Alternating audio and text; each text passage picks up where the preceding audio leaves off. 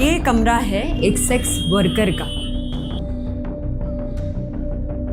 ऊपर एक छोटा सा फैन और नीचे बिस्तर पर बहुत सारे कॉन्डम्स और बिस्तर के ठीक नीचे लोग सोते हैं। इस एक फ्लोर में कुछ 7 से 8 कमरे हैं। इसी छोटे से कमरे में 5 मिनट, 10 मिनट, 30 मिनट तक ग्राहक बिताते हैं। अलग फील हो रहा है, मतलब उसी रूम के अंदर जब हम थे तभी कस्टमर्स आके अपनी पैंट उतारना शुरू कर दिए। वहीं रूम्स के अंदर ड्रिंकिंग चल रही थी दिन के 2 बजे। और आपने जब शुरू किया तो तब भी हस्बैंड ने सपोर्ट किया या फिर उनको मनाना पड़ा? हस्बैंड तो अभी अभी आया है। हस्बैंड भी कस्टमर ही था। अच्छा, ऐसा भी कस्टमर आता है जिसका बीवी होता है? हाँ, बहुत सारे कस्टमर है। जब पीरियड्स होते हैं तो तब भी धंधा चलता है? उसमें क्या ध्यान देने का है, उसमें भी काम किया है। अच्छा, कर्नाटका से आप यहाँ पे आए? कर्नाटक से। छोटे से थे आप तब? छोटे 14 साल की थे। 14 साल की थी। बेच दिया? बेच के पैसा दे के लेके गया। अभी मैं पुणे के ठीक बीच में खड़ी हूँ। मेरे पीछे एक मंदिर है जहाँ पर लोग दुआ मांगने आते हैं और मेरे ठीक आगे है इंडिया का 3rd biggest red light area, जहाँ पर भी औरतें रोज काम की दुआ मांगती हैं।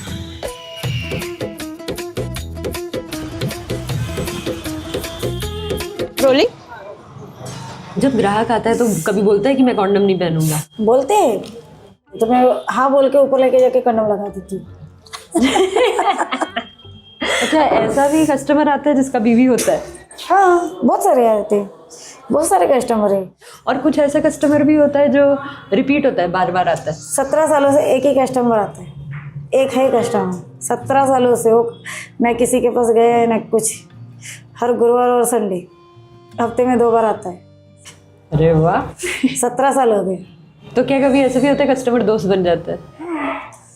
हाँ, अभी ये जो 17 साल से है ना मेरे साथ में, उसको मैं मेरी पूरी परेशानी वो सब बताती हूँ। और मेरा पार्टनर वो सब पहचानता है उसको। घर तक नहीं आया कभी, पर इधर ही पार्टनर वो बात करता है कभी मिलेगा तो। ये एक डब्बा है सेक्स वर्कर के मेकअप का। ये है आई शैडो। इसे ना ऐसे ऐसे लगाओ।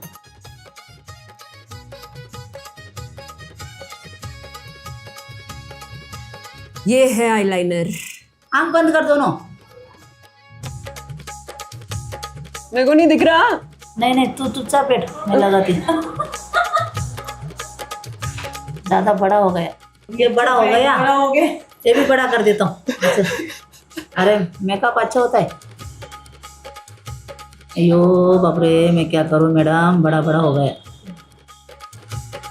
और चीजें देखेंगे?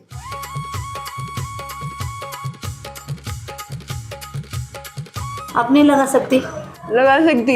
पर आप में कुछ होगा, मेरे को लगा आपने तो पर उल्टा सीधा लगा दिया मेरा। नहीं, अच्छा दिख रहा है। ठीक है, थोड़ा बड़ा हो गया, अच्छा दिख रहा है। आप रोज मेकअप करता? हाँ, मेकअप नहीं करेगा ना बीमार है जैसे दिखती मैं। क्यों? मेकअप जरूरी है। अच्छा ठीक है। एक गुलाबी लिपस्टिक लगाने का। अरे बाप रे। आप लगाओ थोड़ा ऐसे ऐसे करके, लो ऐसे ऐसे कर। हाँ। अभी ठीक है? हाँ, सब मैचिंग करने का है ना। ये देख, अच्छा दिख रहा क्या? थोड़ा अच्छा लगे ना मैडम? बढ़िया लग रहा है, आप ही जैसा लग रहा है एकदम। हाँ? अच्छा लग रहा है। अच्छा लग रहा। कैसी लग रही हूँ मैं तैयार होके, पूरा मेकअप करके? कमेंट में बताओ कैसा मेकअप किया है आपने। मेरे को पहली बार मेकअप में देखा है। चलो।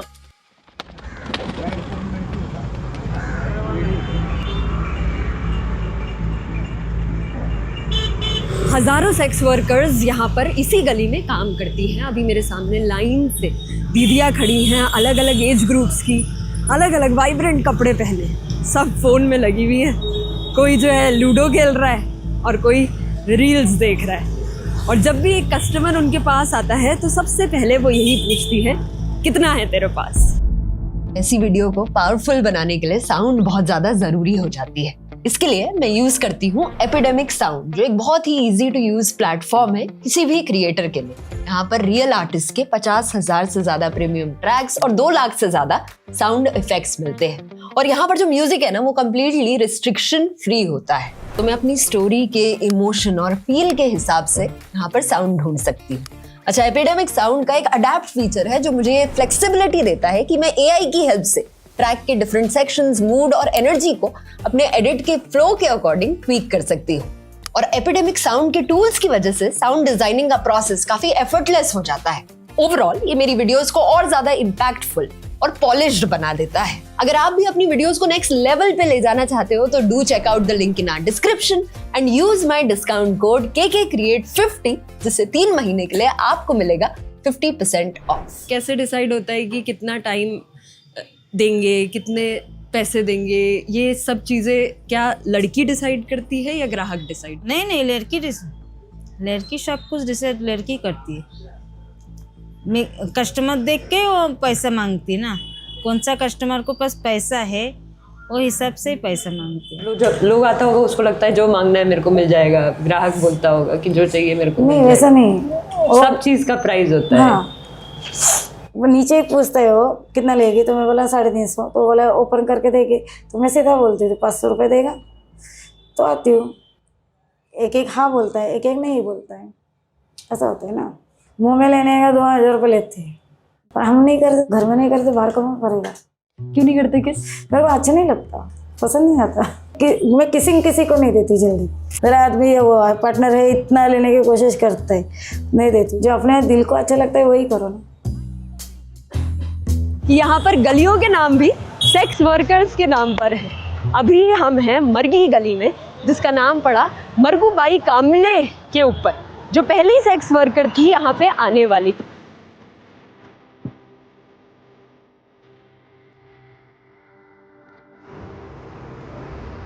यहाँ से अंदर गए तो भारत रत्न लता मंगेशकर जी, उनके पिताजी के साथ पूरे परिवार के साथ 2 साल उन्होंने यहाँ पे गुजारा है।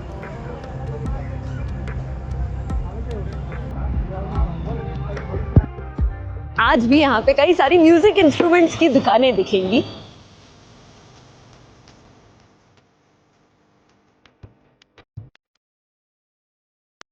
क्योंकि जब सेक्स वर्कर्स यहाँ पे आई तो वो अपने साथ गाना नाचना भी लेके आई। यहाँ पहले गाने बजाने लोग थे, पहले औरतें जो प्योरली गाने बजाने, ये मतलब जो थे प्रोस्टिट्यूशन नहीं करते थे। और ये ऐसा था कि जिस आदमी के साथ रिलेशन है उनके साथ पत्नी ऐसा व्यवहार करते थे वो, और बाकायदा उनके बच्चों को नाम भी मिलता था अपने बाप का।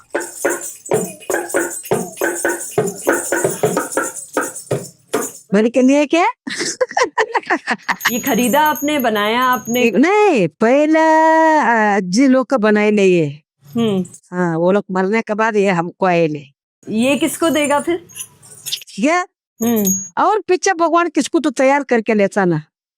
हम हमारे बुढ़े हो गए ना, हमारे पीछे किसको तो फिर तैयार करके लेगा वो। हाँ, ऐसे रहेगा, ये हमेशा रहेगा। हमेशा। अभी मैं जिस कमरे में हूँ वहीं पर एक बड़े से भगवान भी है। यहीं पर दीवारों में बहुत सारे म्यूजिक इंस्ट्रूमेंट्स भी लगे हैं, और यहीं पर नीचे अभी फूल बिने जा रहे हैं, क्योंकि यहाँ हर अमावस्या में भगवान को सुंदर से तैयार करके उन पर फूल चढ़ा के उनको सेलिब्रेट किया जाता है। भगवान हमारे तरफ भी थोड़ा देखना मांगता ना। हमको इतना कष्ट करता बोलेगा तो तुमको भी थोड़ा हम देखता करके देखना मांगता है। फिर भी आपने भगवान का साथ क्यों नहीं छोड़ा दीदी? छोड़ता नहीं, मरने तलक वो मरने दे, वो सब कैसा रखता रखने दे, लेकिन हम छोड़ता नहीं, उसका नहीं छोड़ेगा, मरने तलक नहीं छोड़ेगा।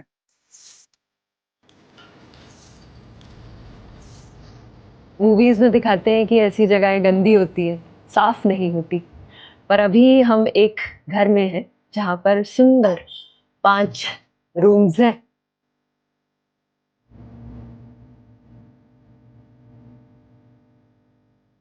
यहीं पे सेक्स वर्कर्स के कपड़े भी हैं, और यहीं पर खाने की चीजें हैं, और सामान भी लोगों का ऊपर ही रखा हुआ है।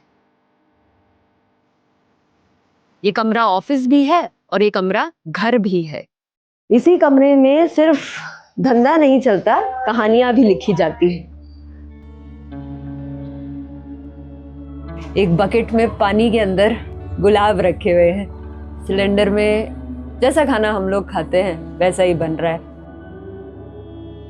पीछे देखो बहुत सुंदर पौधे उगाए हैं। बहुत प्यार से इस कमरे को बना के रखा। यहाँ हर घरों के अंदर छोटे छोटे रूम होते हैं लकड़ी के, और इन रूम्स को रेंट करने का भी किराया देना पड़ता है दीदियों को, और ये किराया वो देती हैं घरवाली को। अब घरवाली का काम है एक घर को अच्छे से रखना, घर की सफाई करना, पानी भर के रखना रोज सुबह, और दीदियों के लिए खाना भी बनाती है घरवाली। खाना भी देते हैं आप? खाना भी देता है। कौन बनाता है खाना? मैं बनाता। अच्छा लगता है आपको खाना बनाना या फिर सिर्फ काम के लिए बनाती है?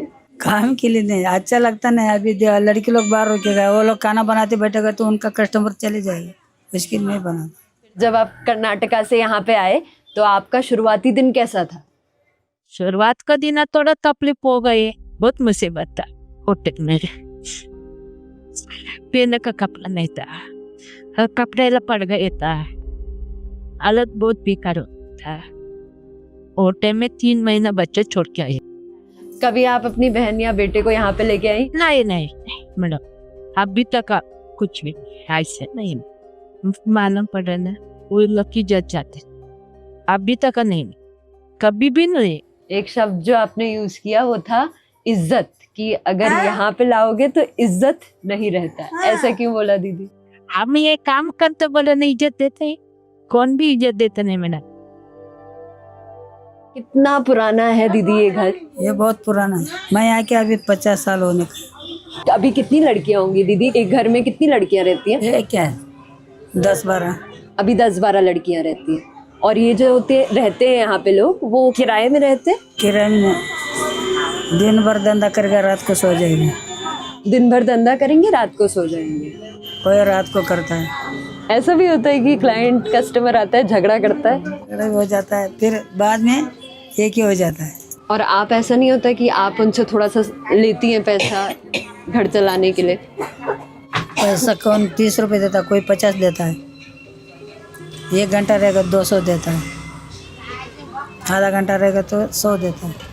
एक दिन में 5-6 हज़ार रुपये कमाते थे 50 रुपये से। अच्छा, एक टाइम था जब आप 50 रुपए करके दिन का 5,000 कमा लेते थे। वो टाइम में, और अभी कुछ नहीं। वो टाइम में पानी पीने का भी फुर्सत नहीं था। अपनी सहेली से सीखा जब आप यहाँ पे आए तब? ठीक है, कैसे सिखाती है सहेली, क्या सिखाती है? ग्राहक आएगा तो लेके जाने का, तो बोला, मैं बोला क्या करने का, तो तेरे आदमी के साथ क्या किया, फिर बच्चा कैसे पैदा किया, तो मैं बोला सेक्स करके। तो बोला वो ही करना है। तो पहली बार गई लेके कस्टमर को, तो डर तो बहुत लग रहा था, कंडम कैसा लगाना है वो मालूम नहीं था, फिर वो कस्टमर नहीं लगाया था खुद ने। अच्छा, कर्नाटका से आप यहाँ पे आए? कर्नाटक से। छोटे से थे आप तब? छोटे 14 साल की थी। 14 साल की थे। बेच दिया? कितने में बेचा? पता नहीं, बेच के पैसा देख के लेके गया। वो एक लंबा रस्सी ला के दिया, उसको गांठ मार के दिया मेरे को। तुम जो गिरे के करता ना, उससे गांठ को बांधते जा, ऐसा सिखाया हमको। फिर वो गांठ को बांध के हम बताने का, ये देखो मैं इतना गिरे के किया। अच्छा, तो आप एक रस्सी में गांठ बांधता था अपने ग्राहक का नंबर रखने के लिए? ऐसा। ये वीडियो बनाना ना मुश्किल है, क्योंकि ना ही मैं लोगों के चेहरे दिखा सकती हूँ, ना ही मैं उनकी आवाज़ सुना सकती हूँ। और क्वेश्चंस मैं तो पूछ लूँगी अपनी वीडियो में व्यूज़ लाने के लिए, उनके पास्ट के बारे में, उनकी सैड स्टोरीज़ के बारे में, लेकिन उनको तो वो वापस रिलिव करना पड़ेगा ना। तो बहुत ज़रूरी है कि इस टॉपिक को हम लोग सेंसिटिवली ट्रीट करें, प्यार से देखें और प्यार से ही बनाएं इसे। जब पीरियड्स होते हैं तो तब भी धंधा चलता है? उसमें क्या ध्यान देने का है, उसमें भी काम किया है।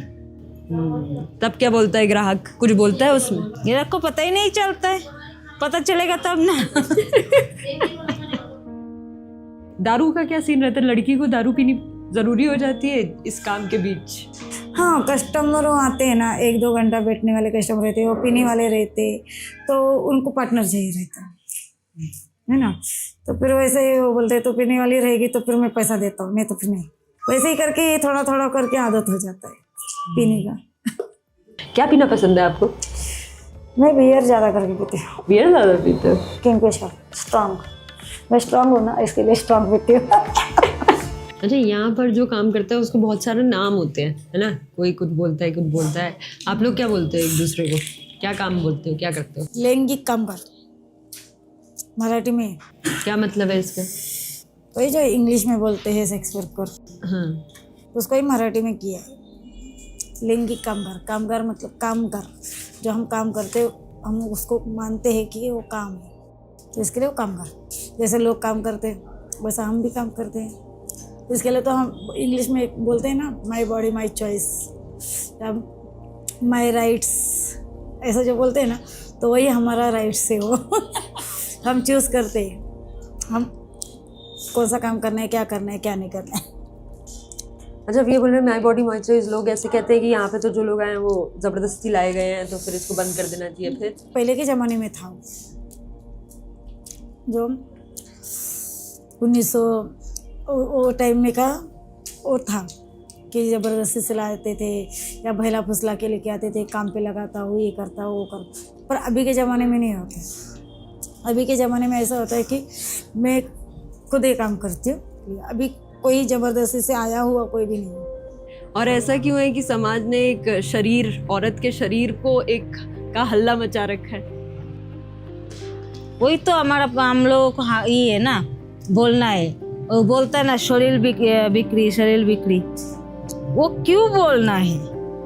हम लोग शरीर बेचता नहीं हूँ, हम लोग सर्विस देता हूँ। जैसे दुकान से सामान लाने को जाता है ना, तो जैसे चावल लाने का, शक्कर लाने का पैसा देता हूँ, देता है हमारे को, वो शक्कर लेके हम लोग घर पे आ जाती हूँ ना।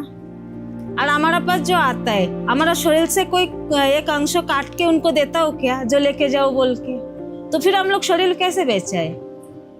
हम लोग सर्विस ही दे रहा हूँ ना, सर्विस दे रहा हूँ, पैसा दे रहा हूँ ना। हमारा आंख से कुछ काट के दे रहा हूँ ना, हमारा पास से कुछ उनको दे रहा हूँ। तो शरीर बेचने का बात बोलेगा कैसा?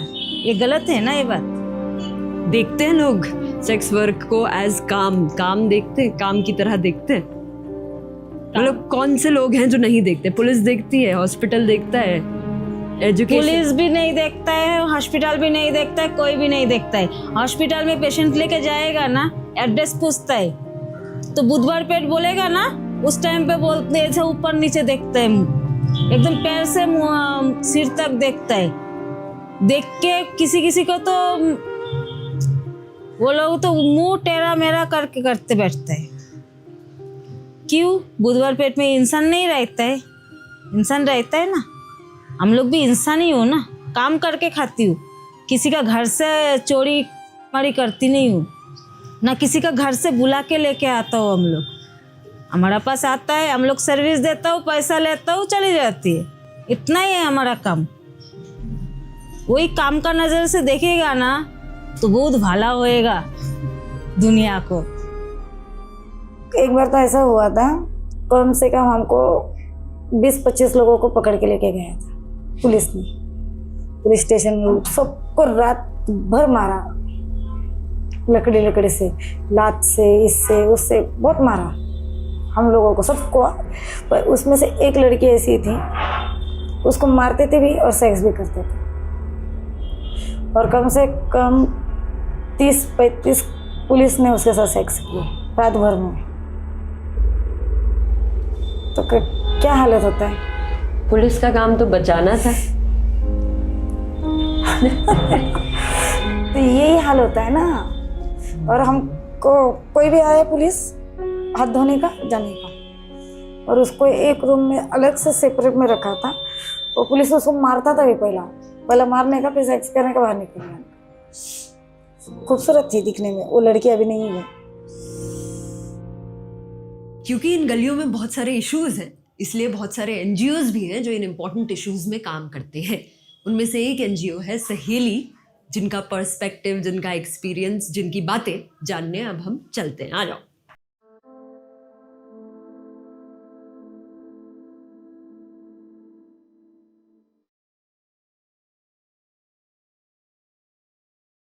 हेल्थ केयर प्रोवाइडर्स हैं, उनके तरफ से भी सर्विस निगलेक्ट करना, ये क्या है? ये भी तो वायलेंस है। अगर उसको ज़रूरत है, उसकी हालत ख़राब है, उसकी तबीयत ख़राब है, उसको अगर सर्विसेज नहीं मिल रही है तो वो क्या है? क्रिटिकल कंडीशन में अगर कोई सेक्स वर्कर वहाँ पे गई है और उसको जब सर्विस नहीं मिलती है तो एक वायलेंस ही है ना। खुद सेक्स वर्कर्स बहुत इंटरनलाइज करती है वायलेंस और एब्यूज़ को, स्टिग्मा को भी, क्योंकि गाली गलौज तो उनको वायलेंस लगता ही नहीं है, इतनी आदत हो चुकी है। सेक्स वर्कर के साथ में बहुत अन्याय होता है, बहुत अन्याय होता है, पर वो है ना क्या है, सुरक्षित नहीं है। अभी मेरे साथ अत्याचार हुआ है और मैं कस्टमर के खिलाफ कंप्लेंट करने को गई, फिर भी पुलिस क्या करेगा, कस्टमर का ही सुनेगा, हमारा नहीं सुनेगा। तू तो एक धंधे वाली सेक्स वर्कर है, सेक्स वर्कर तो नहीं बोलते, तू तो एक रंडी है, तू धंधे वाली है। ऐसा करते हैं कि जैसे क्या हम कचरा है, रास्ते के पे कचरे हैं, वो जैसा चाहे वैसा वो लोग यूज करते हैं। आप में से कई लोग ऑलरेडी कमेंट में लिख चुके होंगे कि इंडिया के सारे ब्रॉथल्स को बंद कर देना चाहिए, लेकिन ये इतना सिंपल नहीं ना, क्योंकि उससे क्या होगा, बस यहाँ के लोगों का रोजगार ही तो छिनेगा। ज्यादा जरूरी है कि हम इस रोजगार को सही नजरिए से देखें, क्योंकि सेक्स वर्क भी डिग्निफाइड हो सकता है। जरूरी है कि एक सेक्स वर्कर को एक इंसान की तरह देखें, सही या गलत के नजरिए से नहीं। सिस्टम से लेके इंटीमेट पार्टनर तक वायलेंस अलग अलग लेवल पे है, और सबसे बड़ी बात जो है वो स्टिग्मा है which is attach to sex work, कि ये गलत काम कर रहे हैं, इजी मनी के लिए काम कर रहे हैं, ये अपने समाज के ऊपर धब्बा है। एक रेड होती है तो कहाँ लेके जाते हैं फिर औरतों को? ये फोर्स रेस्क्यू ऑपरेशन अगर है तो मजाक है। एक तो औरत लोगों को कोई पूछता नहीं है कि तुम यहाँ ज़बरदस्ती से आई हो क्या, तुम्हें निकलना है क्या, क्योंकि एजम्पशन ही ये है कि कोई भी खुद होके धंधे में नहीं आता है, सब ट्रैफिक विक्टिम है।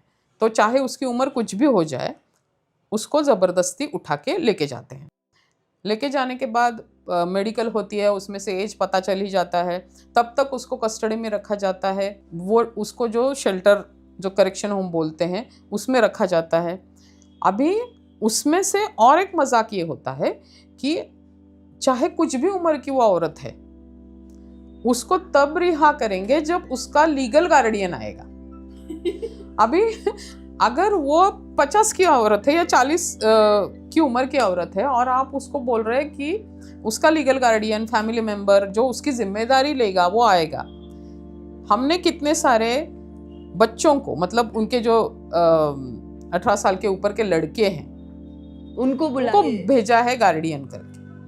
ये मजाक नहीं तो क्या है? चाहे मेरी उम्र कितनी भी हो, तब भी मेरे को गार्डियन कोई और चाहिए। और जब रिहा किया जाता है वहां से, तो वहां पे अंडरटेकिंग लिखवा के लेते हैं कि मैं ये गलत काम नहीं करूंगी, ये गलत रास्ते पे नहीं जाऊंगी, मैं अच्छा बर्ताव करूंगी। ये क्या है? अच्छा, ऐसा भी लिखा जा रहा है कि अच्छा बर्ताव। अब उनका क्या मतलब है अच्छे बर्ताव से, वो उनको ही पता है। तो ये मतलब मजाक है। और ये पूरी सिस्टम लगी रहती है, इतने सारे रिसोर्सेस, टाइम, एनर्जी सब चली जाती है, निकलता क्या है उसमें से? वो सेक्स वर्कर वापस धंधे में ही आएगी, क्योंकि उसको जाना ही नहीं था, आपने जबरदस्ती उसको उठा के लेके संस्था में रखा। उसके बाद जो उसको सहना पड़ता है वो बहुत ज्यादा है। और आप बोल रहे हो 70% विमेन वापस आ जाती है, मतलब ये नॉन फिगर्स है। बहुत औरतें उसके बाद भी वापस आई। यही है ना सच्चाई, और क्या है? सेक्स वर्कर को इंसान की ही तरह नहीं देखते, औरत तो छोड़ो। ऐसा क्यों है कि इज्जत एक औरत की बॉडी में डाल दी गई है? मतलब जिम्मेदारी है वो, और वो संभालना औरत की ही जिम्मेदारी है। आदमी चाहे कुछ भी करे, उसकी इज्जत के साथ खिलवाड़ भी आदमी करे, आदमी की खुद की इज्जत को उसको कुछ फर्क नहीं पड़ेगा। ये तो करते ही है ना लड़के। ये पैट्रियार्की है हमारे देश में, और बहुत डीप रूटेड है। मुझे तो लगता है हमारे जीन्स में ही है अभी वो। तो जब तक वो नहीं बदलेगा, कैसे बदलेंगे? एक और चीज़ जो लोगों को नहीं पता होता है कि जो सेक्स वर्कर है वो मदर भी है। Obviously she is a woman, वो बहन है, माँ है, सिस्टर है किसी की, बेटी है किसी की, तो ये सब चीज़ उसको इंसान ही नहीं समझते तो औरत कहाँ से समझेंगे, वो तो बाद में आता है। अभी बच्चों को पता है? मेरे दोनों बच्चे लोग को पता है कि मैं सेक्स वर्कर हूँ, फिर मैं इधर काम करती हूँ। खुद बताया आपने? कैसा था वो कॉन्वर्जेशन जब आपने नहीं, बताया? मैं बचपन से उनको बताते आ रही हूँ, अभी से नहीं, मैं बचपन से बताते आ रही हूँ और उनको बोलती हूँ जो भी कर रही हूँ मैं तुम्हारे लिए कर रही हूँ, मेरे खुद के लिए नहीं कर रही हूँ ना।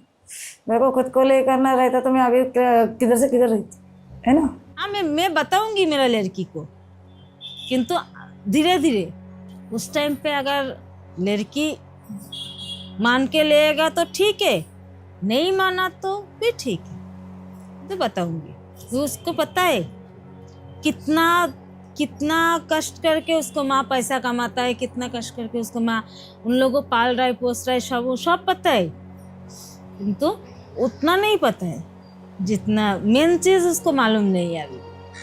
अभी क्या देखते हो? बच्चे के लिए क्या भविष्य देखते हो और अपने लिए क्या भविष्य देखते हो? दोनों बच्चों को पढ़ाने का, लिखाने का, जितना मेरा हाथ से हो सकता है उतना उनको अच्छा भविष्य देने का, उनको खुद का पैर में खड़ा करके उनका लाइफ में कुछ तो उनको बनाने का है, इतना ही है। तो आप वो माँ हैं जो 2 नौकरी करके अपने बच्चे को पढ़ाने की मेहनत कर रही हैं, पढ़ाने की रेस में लगी है। सिर्फ उनको पढ़ा रहा हूँ, उनको संभाल रहा हूँ, उनको आगे कर रहा हूँ, तो उनको साथ साथ मैं भी पढ़ रहा हूँ, मैं खुद भी पढ़ रहा हूँ और मैं खुद भी सीख रहा हूँ, जितना हो सकता है उतना मैं सीख रहा हूँ। अगर अभी आप भूल जाओ अपने घर वालों के बारे में, बच्चों के बारे में, तो क्या करना चाहोगे? अपने लिए क्या करना चाहोगे? मैं तो कर रही हूँ ना मेरे खुद के लिए, 12वीं करने वाली हूँ। अच्छा, पढ़ाई कर रहे हो अभी आप? मेरे खुद के लिए, क्योंकि मैं स्कूल छोड़ के 20 साल हो गया। फरवरी महीने में पेपर दिया 10वीं का और पास हो गई। अभी आपने 10वीं का पेपर दिया? हाँ, कॉन्ग्रेचुलेशन। Thank you.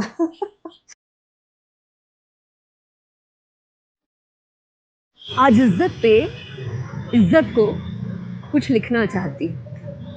औरत हूँ तो इज्जत को बहुत पास लेके चलती हूँ।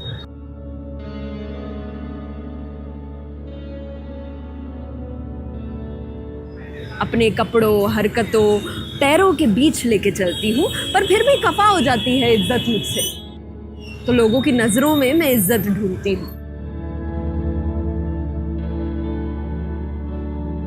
बताना चाहती हूँ इज्जत को कि 1000 फिक्रें सताती हैं मुझे दिन रात, जिनके बीच इज्जत को मनाने का समय नहीं है मेरे पास।